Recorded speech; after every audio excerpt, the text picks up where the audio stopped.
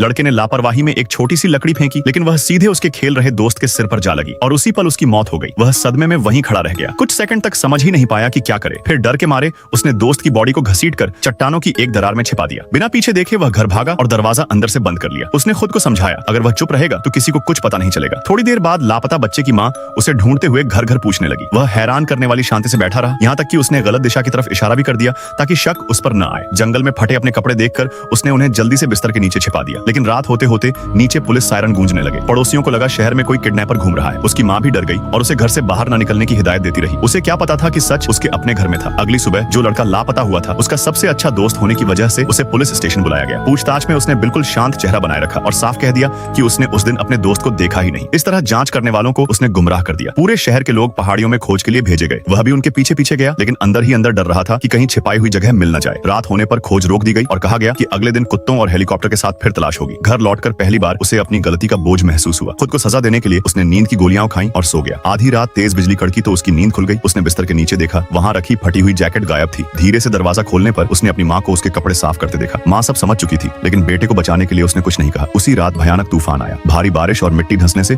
जंगल का पूरा इलाका बदल गया। अगली सुबह बाहर का नजारा तबाह था। पेड़ उखड़ चुके थे और जमीन की शक्ल ही बदल गई थी। उसे राहत मिली क्योंकि अब कोई उस जगह तक आसानी से नहीं पहुंच पाएगा। समय बीत गया, 20 साल गुजर गए। जंगल में लकड़ी काटने का काम शुरू हुआ तो वह बेचैन हो उठा। रात में चुपके से उसी दरार तक पहुंचा जहां उसने सालों पहले रात छिपाया था। जैसे ही उसने खोदना शुरू किया, सड़ी हुई बदबू हवा में फैल गई। तभी अचानक एक लकड़ी से भरा ट्रक पास आकर रुका। घबराकर वह वहां से लौट आया और अगली रात आने का प्लान बनाया। लेकिन उसके जाते ही मजदूरों को चट्टानों के नीचे इंसानी कंकाल मिल गया। 20 साल पुराने केस की सच्चाई आखिर सामने आ गई। फोरेंसिक रिपोर्ट में पता चला कि मौत सिर पर गहरी चोट लगने से हुई थी। कपड़ों पर मिला एक बाल मृत लड़के का नहीं था। जांच से पता चला कि वह किसी दूसरे व्यक्ति का था, यानी कातिल कभी न कभी पकड़ा जाएगा। शहर के मेयर ने घोषणा की कि बाल का DNA रिकॉर्ड में रखा जाएगा। कब पहचान होगी यह तय नहीं था। 1 महीना भी लग सकता था या कई साल। यह सुनकर उसने राहत की सांस ली, लेकिन जल्द ही उसकी जिंदगी ने नया मोड़ लिया। उसकी गर्लफ्रेंड ने बताया कि वह प्रेग्नेंट है। वह जानता था बच्चा उसका नहीं है, फिर भी DNA टेस्ट से बचने के लिए उसने उससे शादी कर ली। किस्मत का अजीब खेल। बाद में पता चला कि उसके ससुर वही आदमी थे जिसने सालों पहले अपने बेटे को खोया था। वह कानून से तो बच गया, लेकिन अपने अपराध बोध से कभी नहीं बच पाया। कहानी यही सिखाती है, गलती करना इंसान की फितरत है, लेकिन सच से भागना पूरी जिंदगी को सजा बना देता है। अगर उस दिन उसने सच स्वीकार कर लिया होता तो शायद उसकी पूरी जिंदगी अलग